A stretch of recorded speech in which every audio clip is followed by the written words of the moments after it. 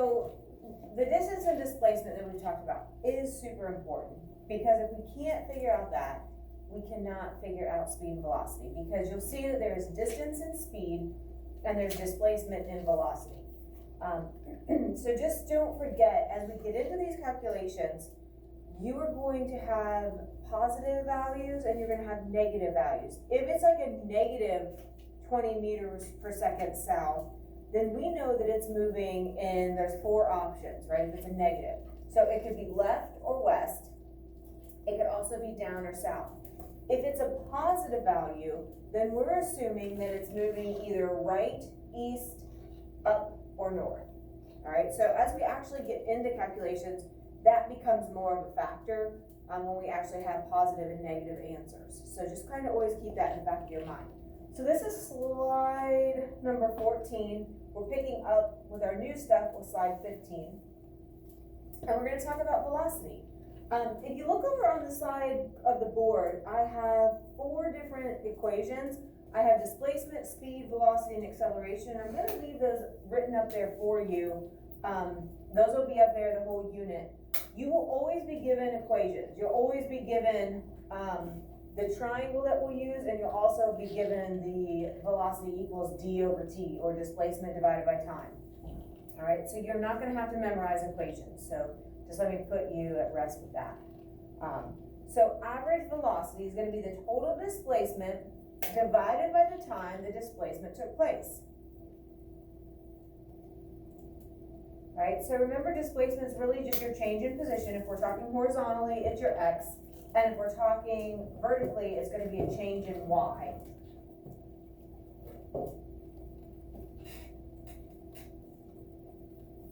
And so here's the extended version of the equation. xf minus xi, which we recognize that as displacement, divided by or over tf minus ti. Those f's and i's are still final and still initial. Okay, so sometimes you're going to have an initial start time that's not 0. So you might have to use this extended version. If it doesn't say, we're assuming that you started at 0, which is a pretty logical, start time. If you look at a stopwatch, it should read zeros, and then you hit the start, right? And then you hit stop, and that's your final time. So your initial time is usually 0. If it's 0, you don't need to do this whole TF minus TI. But in certain situations, if you're solving for your initial time, or you have an initial time that is not 0, then you do need to keep in mind that the average time or change in time is this version, all right? So here's kind of our condensed version. Change in position divided by our change in time. Because remember, that little triangle means change, right? And so here's the extended version of that delta x, delta t. And so the x is just displacement, and sometimes you'll see v equals d divided by t. So when you see this d, it's kind of confusing because there's also a d for distance. But since it's velocity and velocity is vector, we know that that d means displacement. And it seems a little confusing, right? Like as we go through this couple slides, once we start doing practice, it all kind of comes together. Once we actually start doing some of the equations and seeing how these things are worded and put together. So it says a common unit for velocity is going to be the meter per second, or the meter divided by a second. You'll hear it called both ways. It's the same thing, right? Meter per second, per means divide. Okay. All right.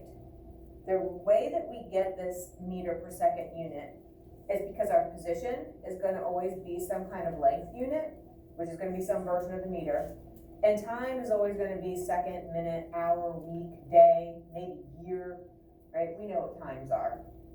So whatever you do to your numbers, you do to your units. So if this was a meter and this was a second, you divided them.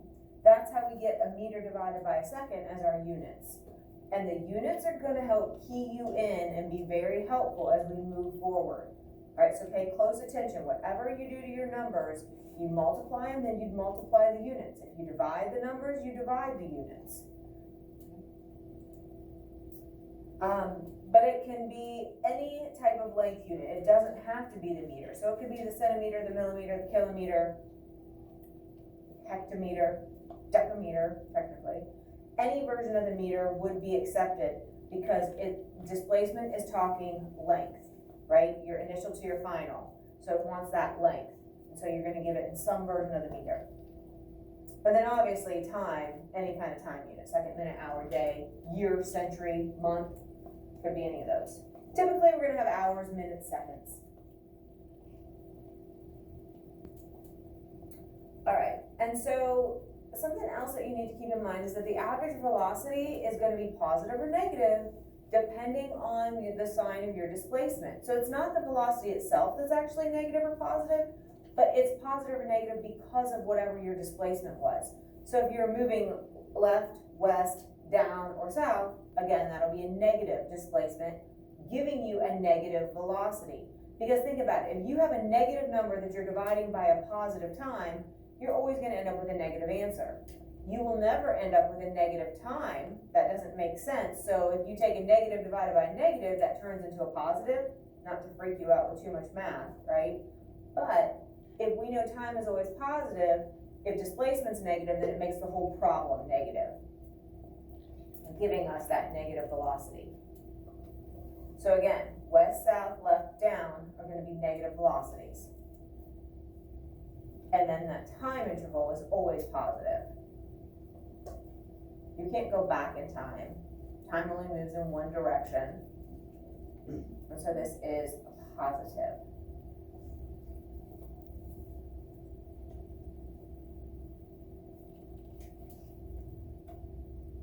You guys with me so far? All right. Now, remember how I told you I thought I was special and that I had come up with this brilliant observation that in science we have to be very specific and accurate with our words, and then our everyday uses of the words, really isn't super precise. How I say, weight versus mass. We say weight for everything, when really weight is not accurate. We should be saying mass. So if you're going to a wrestling tournament, you might need to go to the weigh-in. Really, you should be going to the mass in. You need to find out what your mass is. We need to know how much there is of you, okay?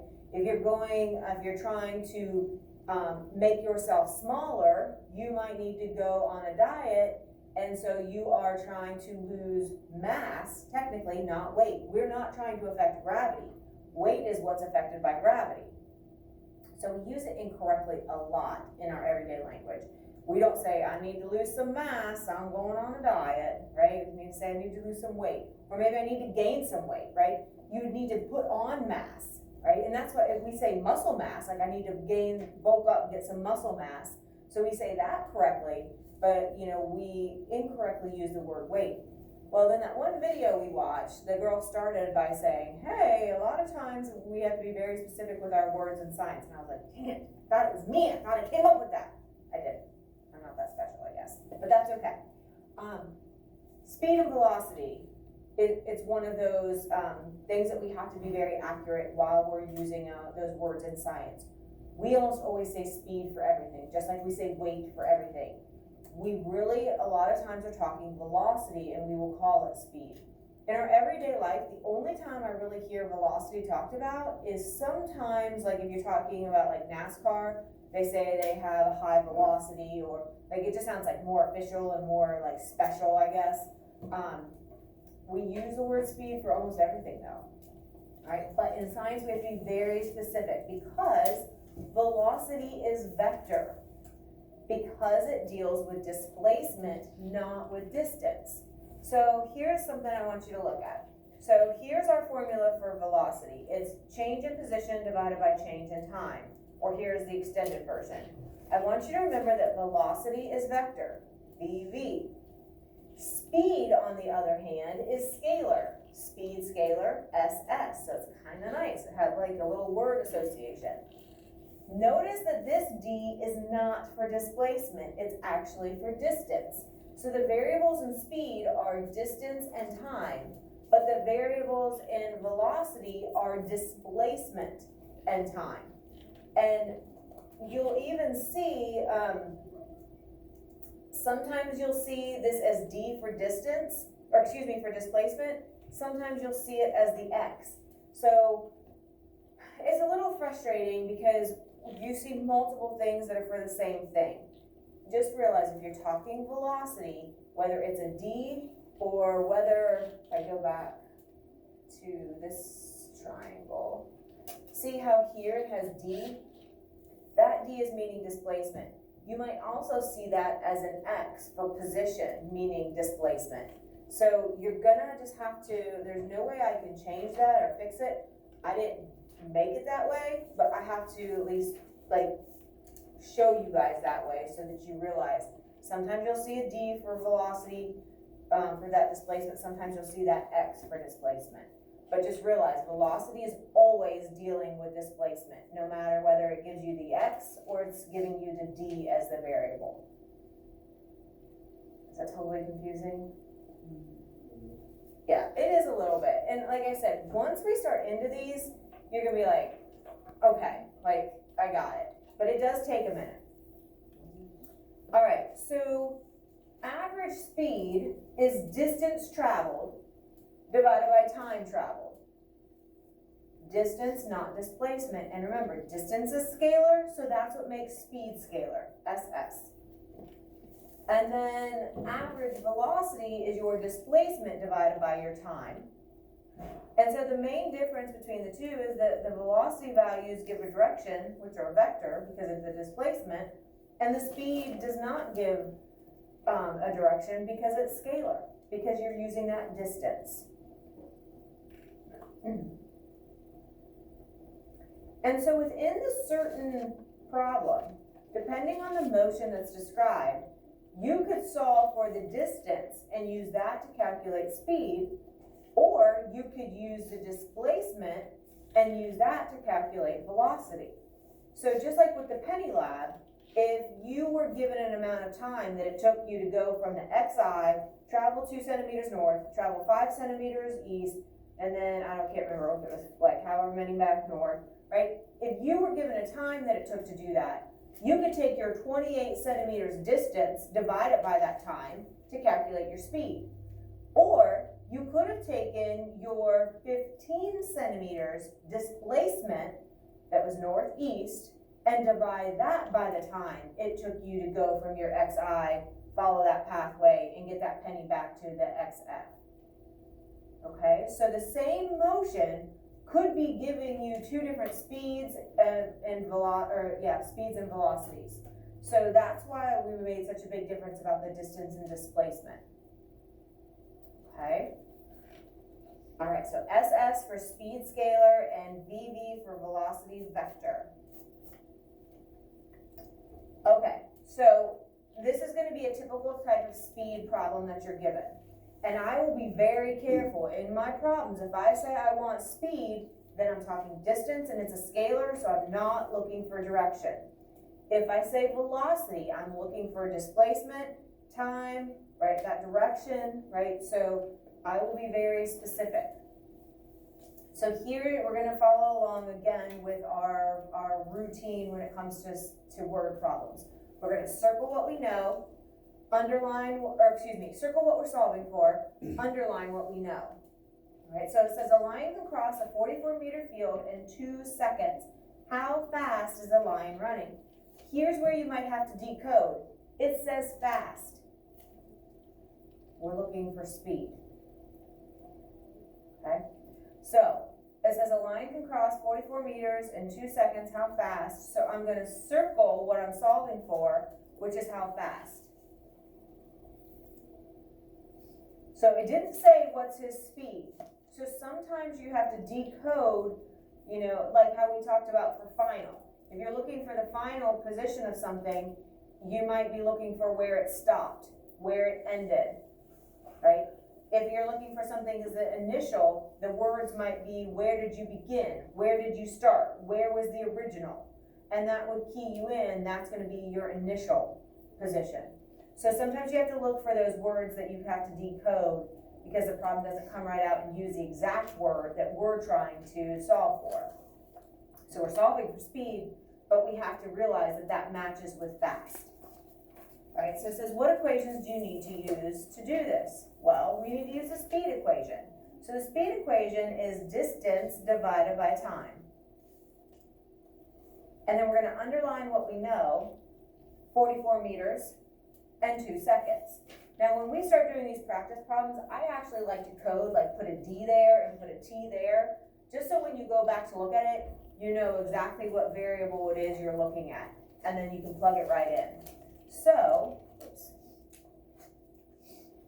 My distance was 44 meters, my time was 2 seconds. And so I'm plugging those into my equation. So I'm gonna have my 44 divided by my 2, and I get 22. Now, remember, whatever you do to your numbers, you do to your units. Well, I divided a meter by a second because I divided the 44 by the 2. So whatever you did to your numbers, you do to your units. So over here, if my 44 was my meter and my 2 was my seconds, I divided those, so that's how I ended up with a meter per second. And I'm telling you, the more comfortable you can get with identifying units and what they stand for, the easier all this is going to be for you.